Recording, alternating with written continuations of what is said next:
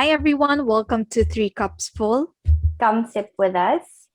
For free-flowing conversations about life. Love. And everything in between. So today's episode is going to be another conversation about love. Love, pag-ibig. So basically, it's going to be love part 2. And if you were not able to watch the first part, we're just going to link the video in the description box. And anyway, last time we talked about love, but we focused more on heartbreaks and red flags and pain. So, Mga kanigahan. oo nga lahat ng mga past na dapat kalimutan. So, ngayon naman, we're going to focus on falling in love and finding Mr. or Mrs. Right. Para naman may konting kilig factor, di ba? Ang masaya to. Okay. Ay, alam nyo ba? So, trivia lang. Sa mga listeners natin. Tara, you listeners. Oo. Actually, exactly 5 years ago today, I swiped right to my Mr. Right. Oh my God! Yes, Really? I still remembered. Oo, kasi I scrolled through my Independence photos. Day. Yes. I scrolled through my photos and I realized, teka lang, parang June ko yata na-meet si Fred. And then I realized na ngayon talaga yon, like June 12, 2016. So, ayun. So, yes. Independence from being single, si Oo. Mom. When she swiped right. And yes, I'm just confirming na I met my husband sa Tinder. So, Tinderella po ako. Yes, Cinderella. you can find love, definitely. Oo nga yes. And ayun, so dahil dyan, very grateful ako sa modern day dating apps. Kasi doon ko na-meet si the one. So, kayo ba? What is your take on modern day dating?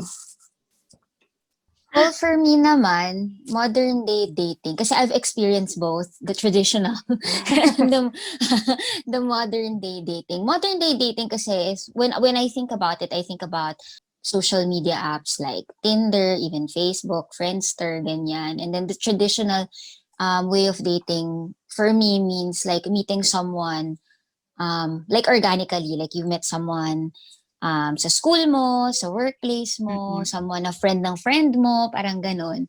To me, my take on that, it's both convenient and complicated at the same time.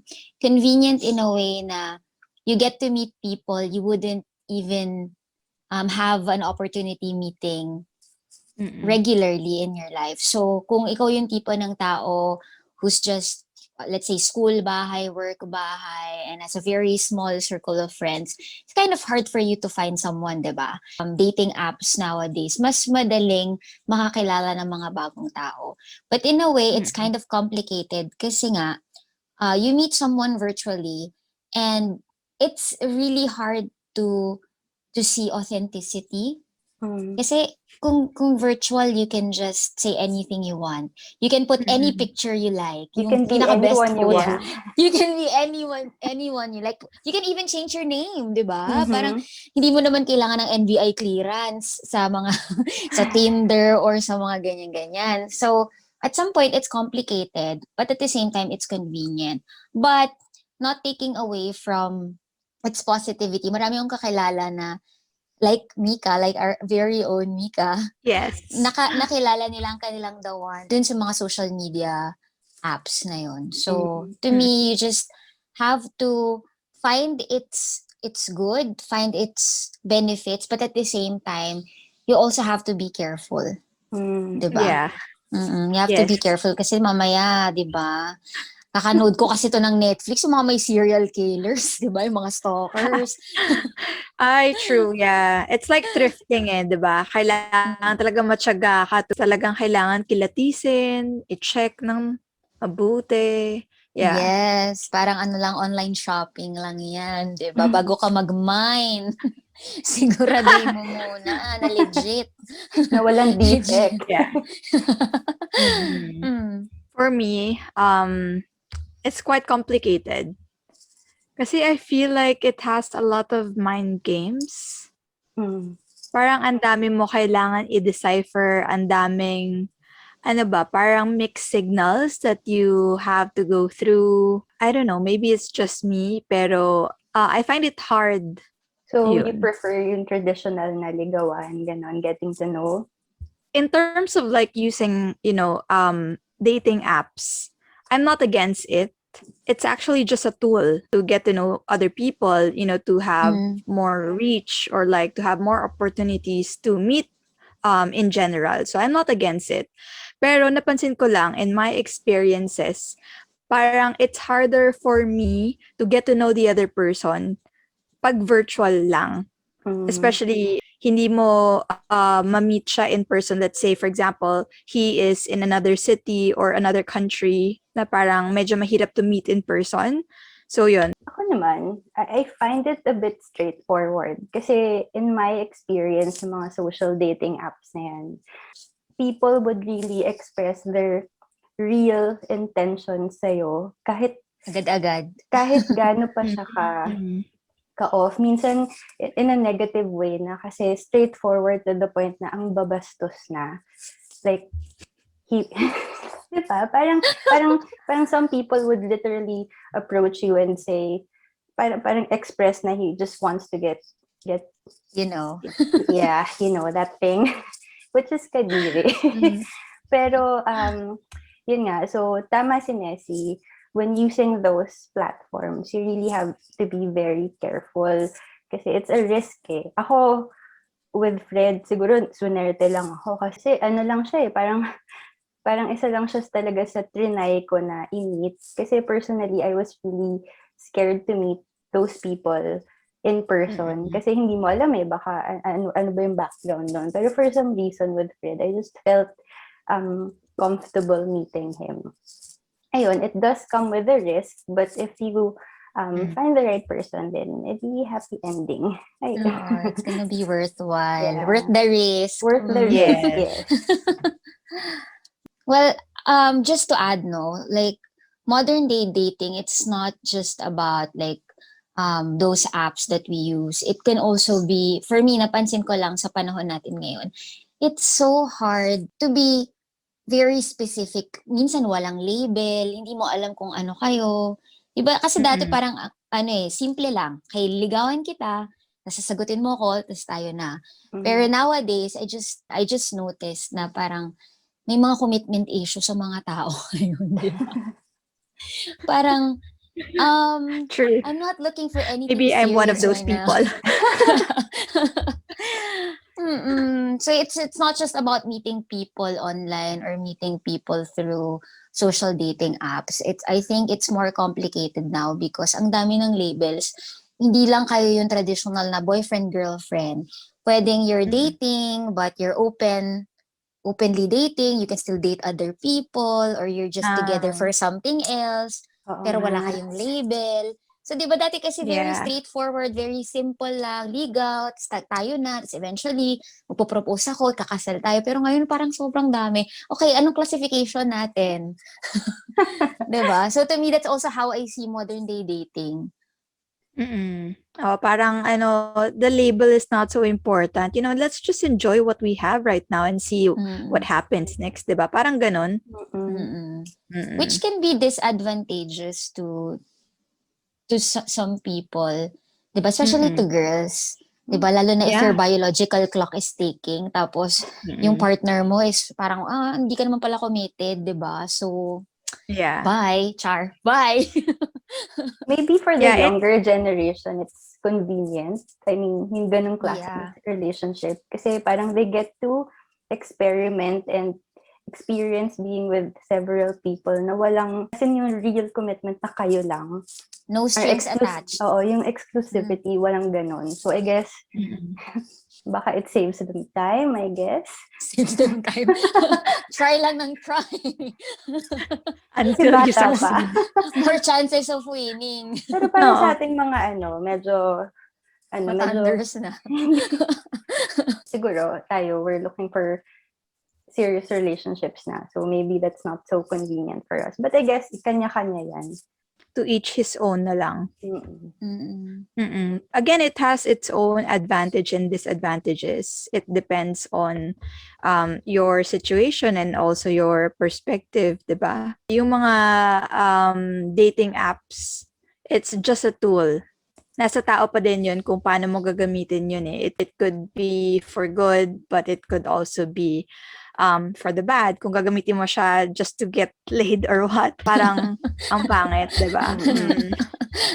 Ayun. Pero for me, personally, I would like to meet somebody organically kasi gusto ko makita how they really interact with other people, kung paano sila with their friends, how he is when he's tired, how he is when he's happy, how he communicate with the parents or friends. So, yun.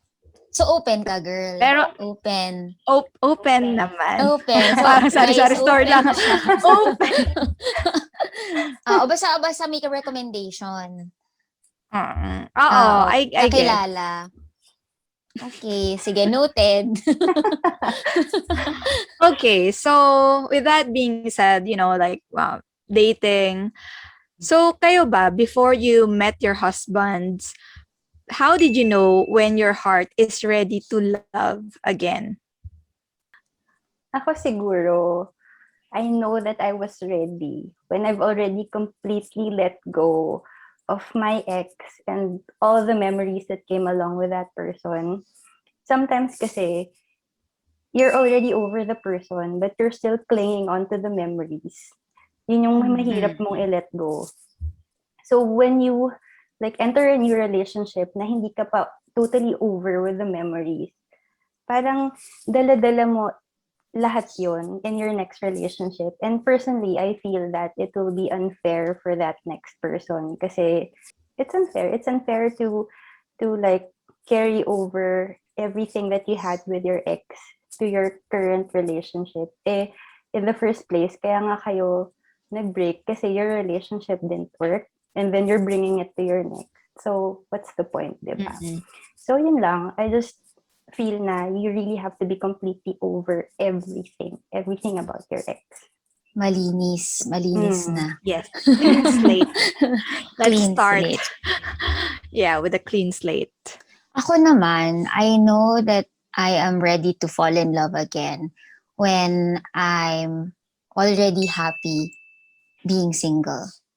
Alam mo yun? Yung tanggap ko na I don't have a partner, na natanggap ko na nandun ako sa season na yun. Hindi ako naghahanap or I'm not dating someone just because I want to get over someone or I want to get over my ex. Pag na-enjoy ko na yung season na yun, pag na-enjoy ko na yung pagiging single ko, and I don't associate what I'm doing, let's say dating another person with my ex, like, kailangan kong makipag-date para makalimutan ko yung ex ko, or kailangan kong makipag-date para hindi ako mukhang pathetic. Alam mo yun, para mukha akong happy to other people. Pag hindi ko na iniisip yun, when I'm just completely happy by myself, I think that's the right time, or that's the time na I know I'm ready to fall in love again. Yun. Oh, that's beautiful. That's Ikaw, really good. Ian, paano nga ba? Paano mo malalaman na ready ka na? Ako naman, I don't believe that you are 100% ready to do something. It's always a risk. Pero syempre, in a way, you have to kind of like discern, is this a gamble or an investment? Gamble. Parang pangit pakinggan.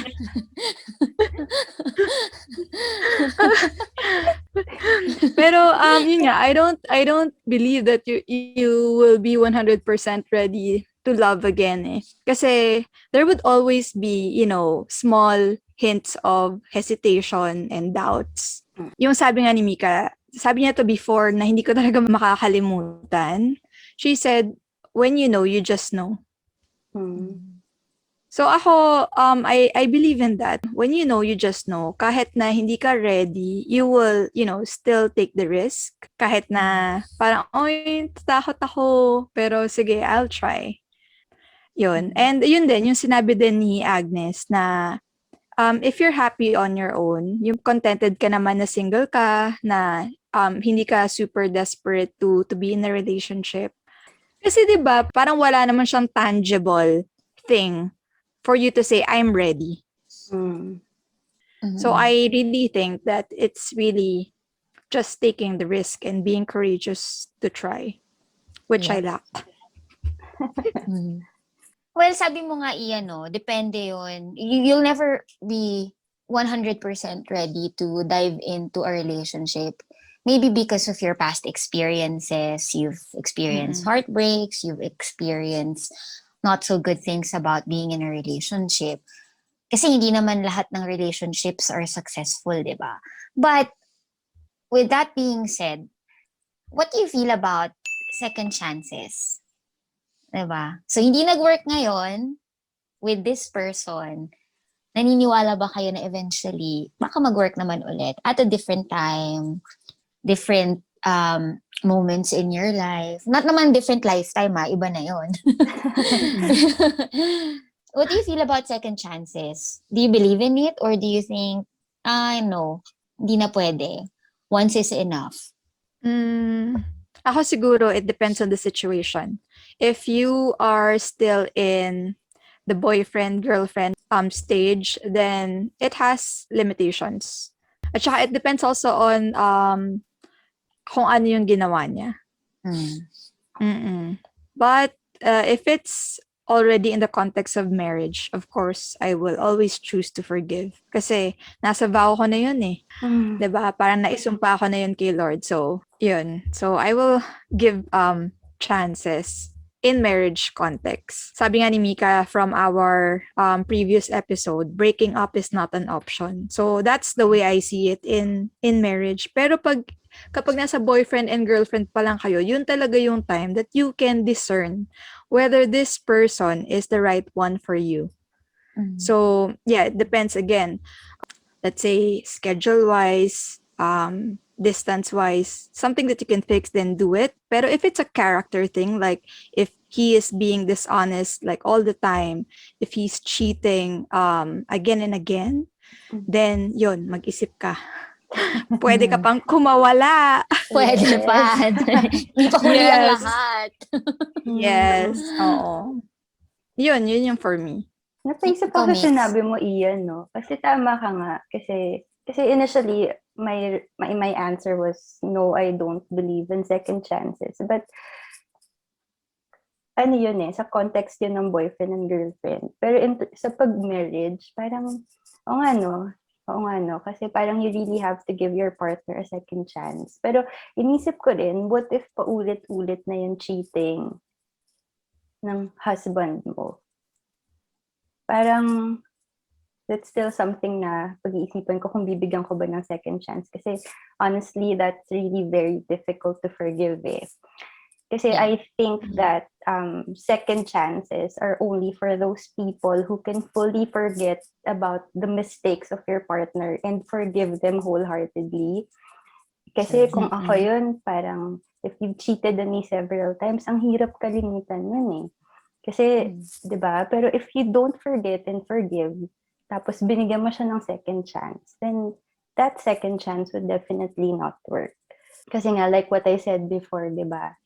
Parang trust is very important na foundation in a relationship. So, ayun, just to answer the question, yeah, it depends on the situation and the gravity of the mistake. Pero, yeah, I think for myself, di ko kaya second chances. Parang Ang hirap itong tanong na to. Oo, ang hirap Oo nga, papaisip ka talaga. Siguro nga, ang dali sa akin sabihin na to kasi parang ngayon, kasi hindi ko siya na-experience na magbigay ng second chance. So talagang no, hindi ko kaya. Pero wag naman sana na dumating sa point na gano'n. Huwag tayong pupunta sa ganung Oo, diba? Pero, ayun, yun lang. Mahirap. So, still a no. But yeah. Yun. Ako, it's a yes and also a no. Yes, if the person deserves it. Yes, if the reason for breaking up or the reason for the argument is something that can still be fixed. Know if the person is not deserving at all. Kasi honestly, actually, my husband right now is a product of second chance. Before, we had our chance before when we were dating. Then something unfavorable happened. And then I thought I wasn't gonna give him a second chance anymore. But he proved to me through his persistence, through his hard work, dedication, by washing the dishes, charot, cleaning the Doing the bathroom, laundry. doing the laundry.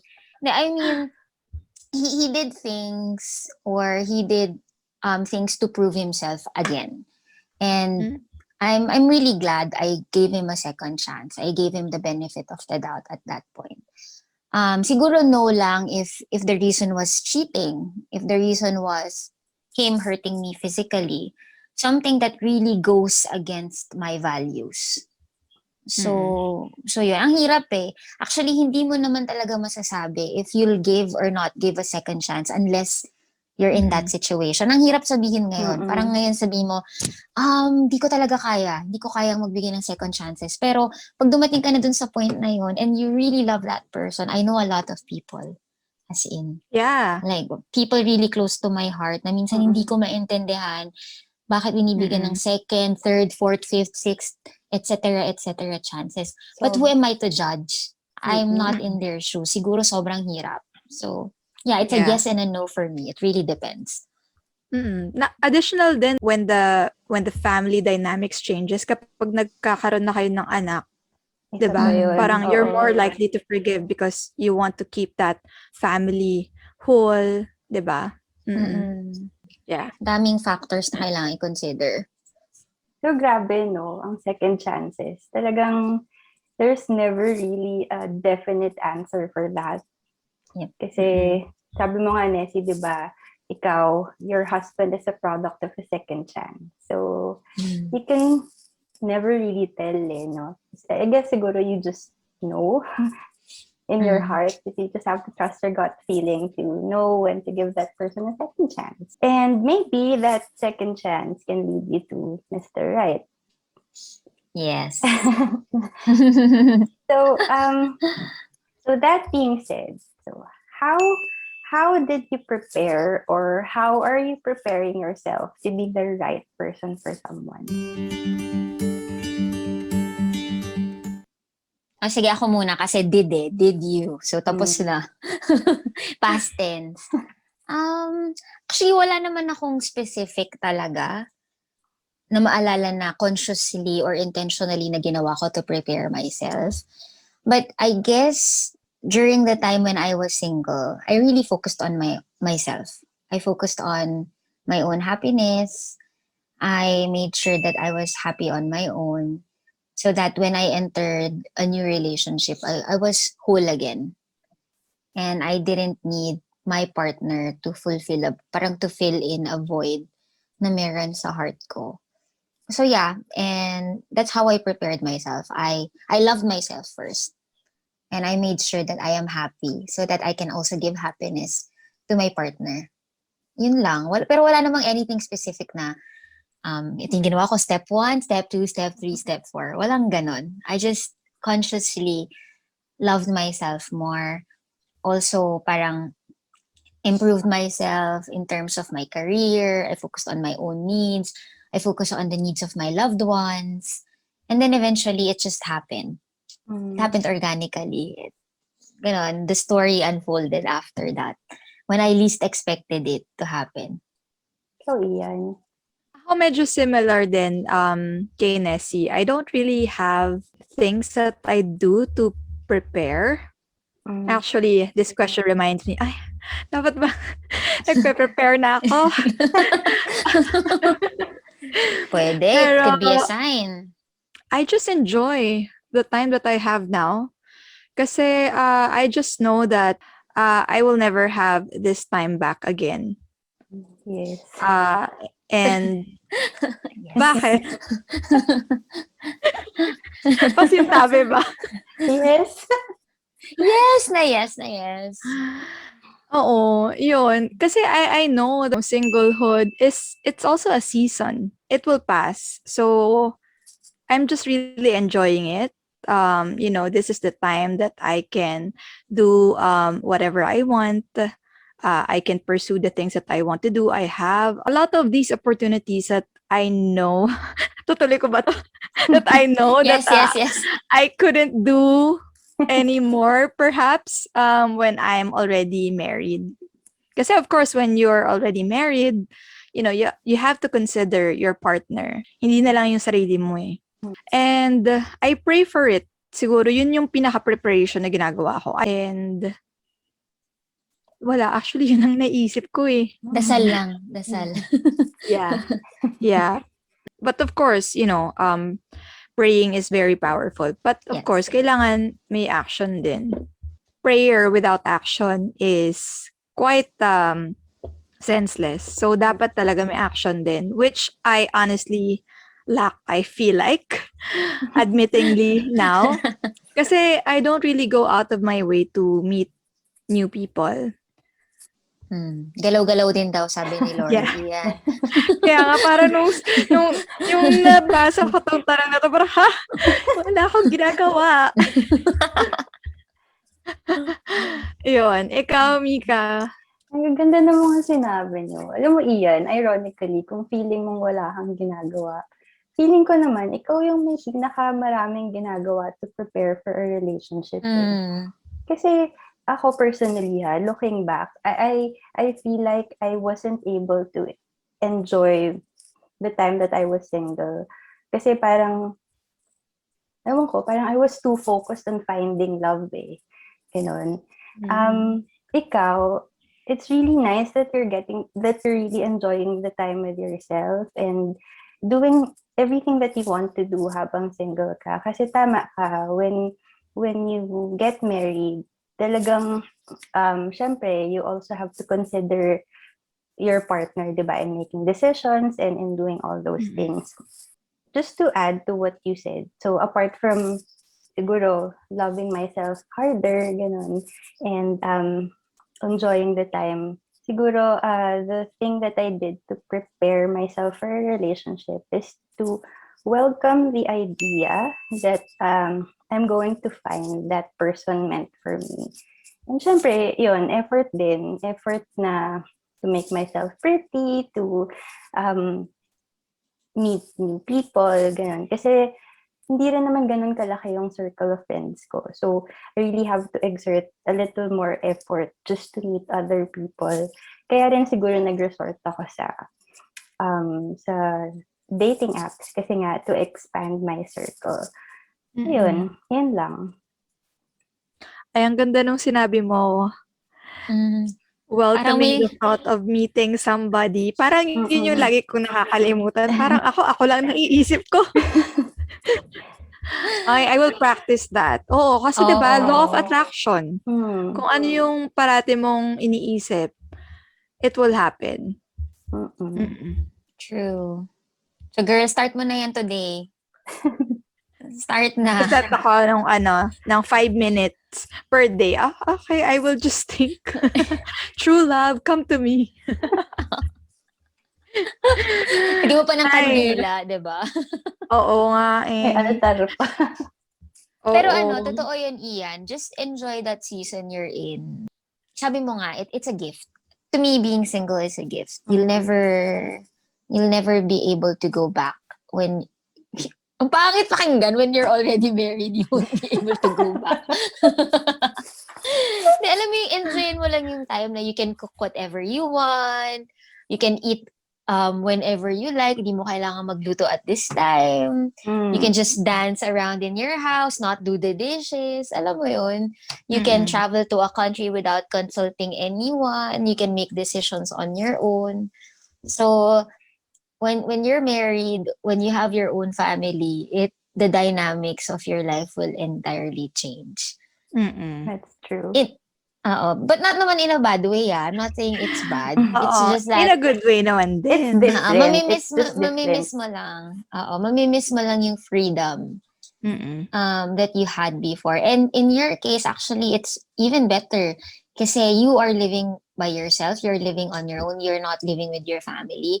And I think that really prepares you to be the best wife and the best Yeah. mommy ever. Kasi na-improve mo yung sarili mo, yung cooking skills mo, yung budgeting skills mo, yung mga bagay na kailangan mo when you get married. So, grabe guys, our friend Ian is the perfect wife material I know, talaga. right? Kaya ako kayo best friends eh. Applications are now open. Telling me out. Yes, send your resume. Okay, so I have a question since the both of you are already married. This is a very popular question. So, how did you know or how can you tell that you've found the one? Kasi 'di ba lagi ko naririnig yun eh, parang how did you know that he's the one for you? So ako, very curious talaga ako to know as a single person. Ako it just felt right. This is something I actually learned from you, Ian. Sabi mo sa akin noon, na kapag may peace sa heart mo and wala kang doubt, then yun na yun. So, that's how I felt with Fred. And actually, to be honest, for me, wala siya sa tagal ng relationship. Kasi, trivia ulit. Fred and I got secretly married 4 months after being boyfriend and girlfriend. Like, kami lang and his brothers were the witnesses. And that was like 7 months after meeting each other. And happy naman kami. We're 5 years married na this coming December. So yun, wala sa tagal yun. Wow. Yun. Grabe yun. Ginulat mo kami noon. Oo. Actually, nasa True. Japan kami pareho. Oo nga. Ayun, parang kasi nga, I did not have any fear sa heart ko. Walang doubt. Ganun. I was certain that he was the right person for me. And I think ganun din naman siya sa akin. So, Siyempre, diba? so ayun, it's just when you know, you know. Kaka-inspire naman. Si Kaya nga Mauji. Ikaw, Nessie. I guess it's different for everyone. Yung sa amin kasi, it wasn't like, na-feel ko kagad, I knew that he was the one. So, it's not always the case. It's not always the case. Ours was more like a gradual, eventual process. It wasn't like, nung nag-date kami, I knew he was the one. Alam ko na, kakasal kami nito. Walang ganun. May mga doubts ako initially, may mga fears ako. Honestly, I dated him without marriage in mind. But ours was a really slow process. And then I just woke up one day telling myself na, I don't want to lose this person. So I'm ready to fully take the plunge. Ganon. Oh, Na, that's so sweet. na even if nothing is 100% certain. Kasi when we decided to get married, we were in a long distance relationship naman. So we had all the reasons to break up. We were not in the same country. I was in the Philippines. He was in Japan. I had a career back home. Noong una parang I thought, wala na. Parang we're bound to break up soon. We're bound to break up eventually. But then when we experienced all that problem, and then he tried fixing everything, and then he flew from Japan to Manila to see me. Tapos nakita ko siya ulit. That's when I realized, oh my gosh, parang I can't be away from this person ng matagal. And then, so we decided to get married, take the plunge. Kahit na walang kasiguraduhan lahat. So I guess it's different for everyone. To some people, like Mica, she just knew. When you know, you know. Or even Michelle, your sister, when you know, you know. But sometimes, it takes time. You don't really have to force yourself to feel na, bakit wala pa akong na-feel na ganito? Dapat when you know, diba? Pero hindi naman siya ganun for everyone. Depende rin yun sa'yo, depende sa kind of person you are. If you're more of like the logical kind of person, you think about things a lot, like me, or like you, Ian, baka it's harder to accept that when you know feeling. But you'll get there. You'll eventually get to that point in your life when you're really ready to take the plunge and take the risk with someone. So to me, that's when I knew he was the one. When I was willing to take the risk. I guess. Ganda. I guess the more important thing here is that you would give the person a chance. Kasi you wouldn't know kung hindi mo binigyan ng chance. I mean, you also allow yourself, you open your heart to that person or to the people around you. Para naman, i-welcome natin ang love sa ating buhay. Kasi when you open your heart, there's a high chance. Hindi naman high. Parang there's also a chance that you can get hurt. But you have to accept that part. You have to accept the beauty and the pain of love that comes with love. So, ayun. I think if you have that in mind, that's the time you can open your heart courageously. Tapang tao talaga to si Mica. Yeah, oo. Siya talaga ang pinakamatapang sa pag-ibig. Ako naman, contrary to popular belief, no, I don't believe in the concept of the one. Ako, parang hindi lang siya logical. Kasi, di ba? Parang if only one person makes a mistake, lahat tayo, we're screwed. Di ba? Pero, I believe that there are the right kind of people for you and God gave you the wisdom to discern who are the right ones for you and who are not. There would be, times na God would say, yeah, it's okay, go ahead. You can date that person. But there would also be times that God will let you know na, anak, not that guy. Parang ganon.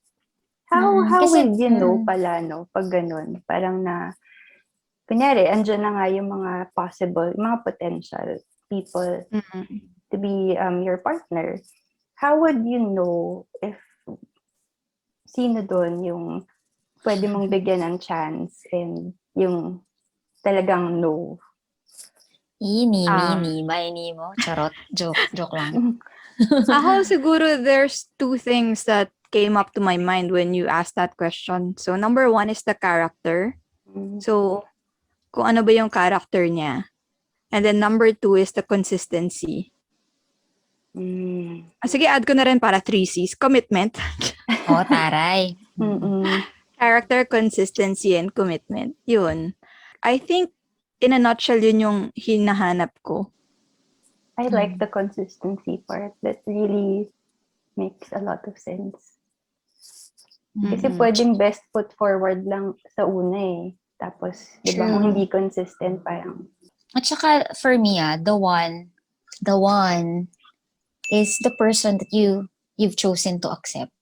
Yeah, that's right. I mean, there's really no... It sounds like a fairy tale na 7 billion people in the world. There's really one person meant for you.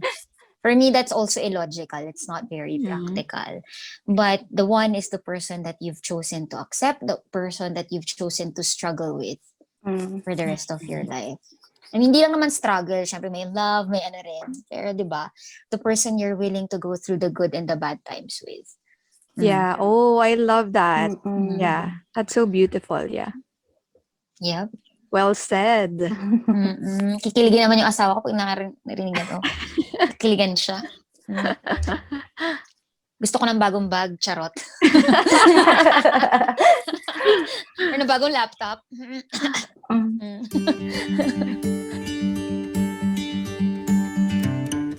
Right, grabe no, love is really a beautiful thing. It's something that it's a gift for us humans that we're able to experience love and also to give love. But anyway, that has been a very good conversation about love and pag-ibig. So now it's time for our couple-ways.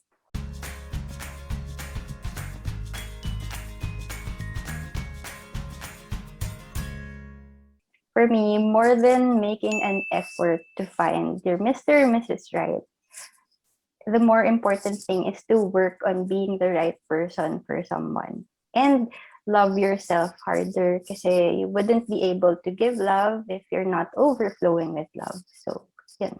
That's my couple-way. Ganda. Meron ba akong cup? Marami naman cup away. Ikaw nga maraming cup away dito, girl. Okay. Sa akin, my kapaway is in whatever season you are in, enjoy. Because that's the will of God for you to enjoy every season.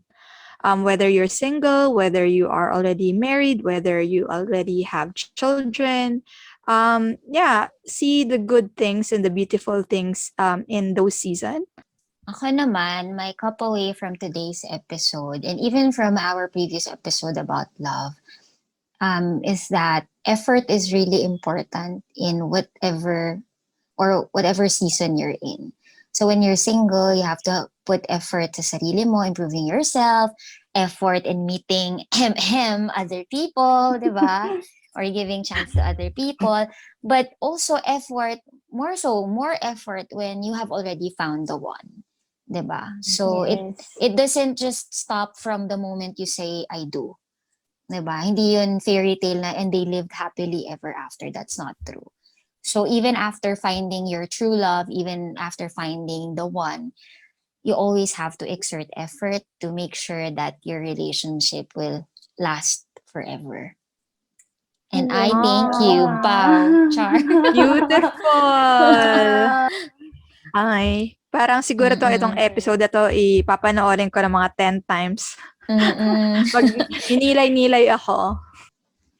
All right, so that's it for our episode for today. I hope that you enjoyed this episode. And if you are single, I hope that this kind of inspire you and push you to, go out of your comfort zone and meet new people, aka Mhm. like me. And if you are married or if you are in a relationship, I hope that you keep the fire burning. Yes. So yeah. Keep the love flowing. So thank you so much for joining us, and we hope that you can join us again next time, Saturday 6 p.m. So please don't forget to like this video and subscribe to our channel. And if you have anything you'd like to share, please feel free to comment down below. All right, so come sit with us again. For free-flowing conversations about life. Love. And everything in between. Bye. Bye.